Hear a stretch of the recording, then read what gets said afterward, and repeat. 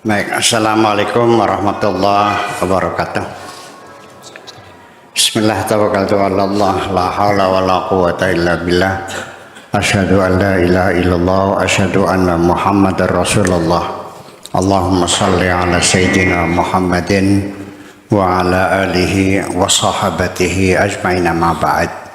Kita lanjutkan lagi halaman 266.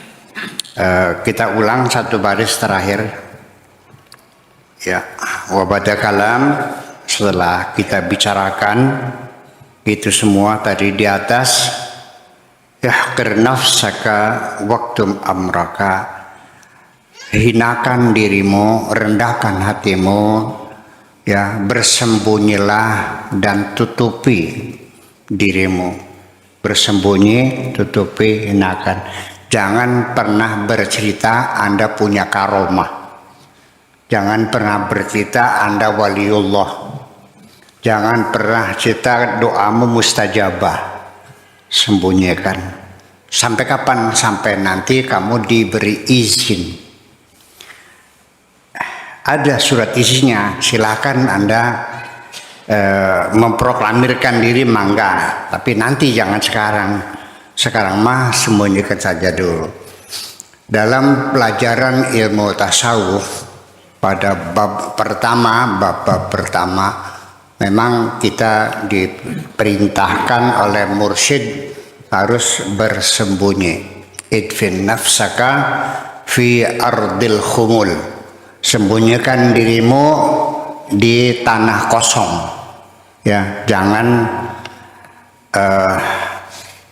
tampil ke depan, jangan sok berlagu, jangan sok gaya, udah pura-pura bodoh aja, pura-pura tidak tahu. Ulama tiang tanos boten mertas.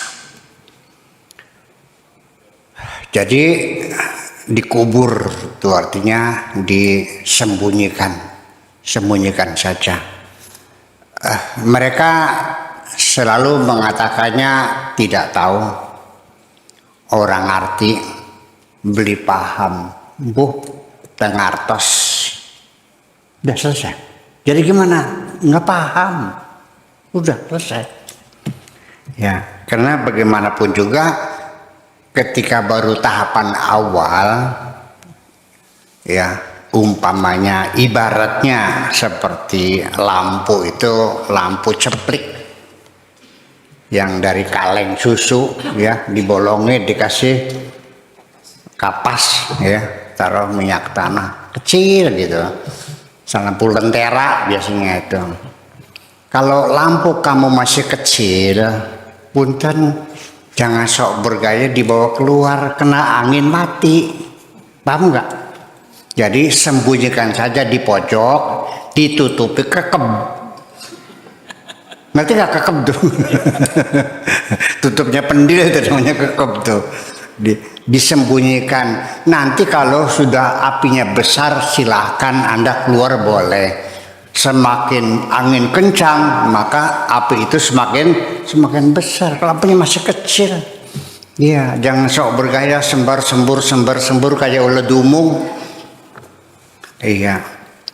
Nah itu. Jadi artinya, dan nanti pun juga setelah final Anda diakui sebagai kekasih Tuhan, sebagai wali Allah, dapat punya maunah, punya karomah dan sebagainya, itu juga nanti jabatan Anda sebagai apa?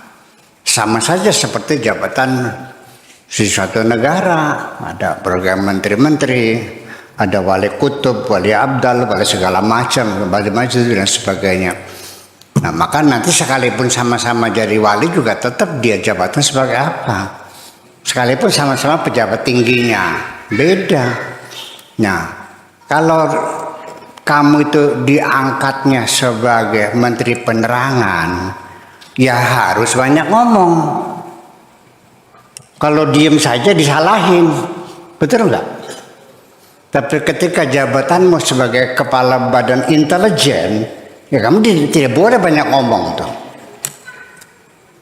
Jadi beda, ada waliullah yang kayak intelijen, ya kalau ditanya nggak tahu. Ya silakan cari sendiri aja lah. Menutup diri itu bukan karena dia tidak tahu, memang dia tugasnya beda. Itu lain dengan seorang menteri. Nah makanya nanti kalau dia sebagai menteri penerangan biasanya itu kan dengan pengetahuan yang luas, wawasan, pengalaman dan sebagainya, maka dia yang menjadi ulama solehin, ulama amilin yang membimbing masyarakatnya itu. Ya, mesti dibedakan begitu. Kemudian lagi, apabila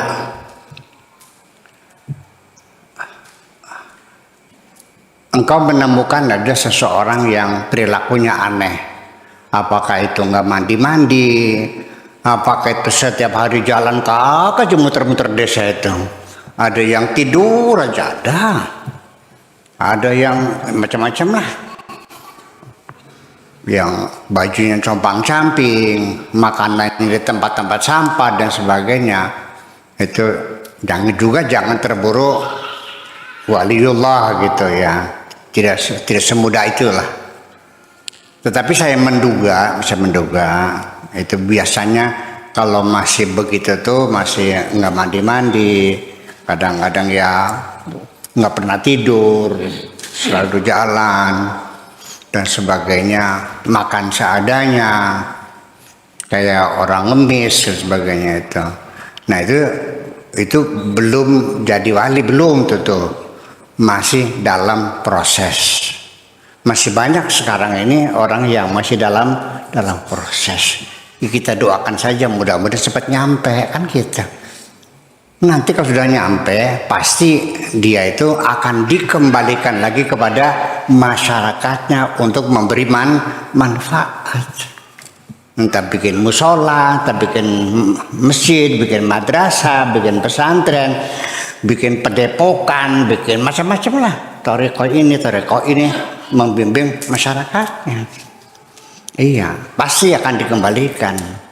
Dan biasanya usianya itu ya biasanya sama dengan para nabi, para rasul.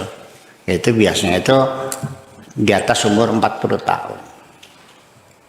Ya, saya belum pernah melihat ada waliullah umurnya 30 tuh, 25 tuh. Karena usia 25-35 itu masih rawan ya, mudah tergoda.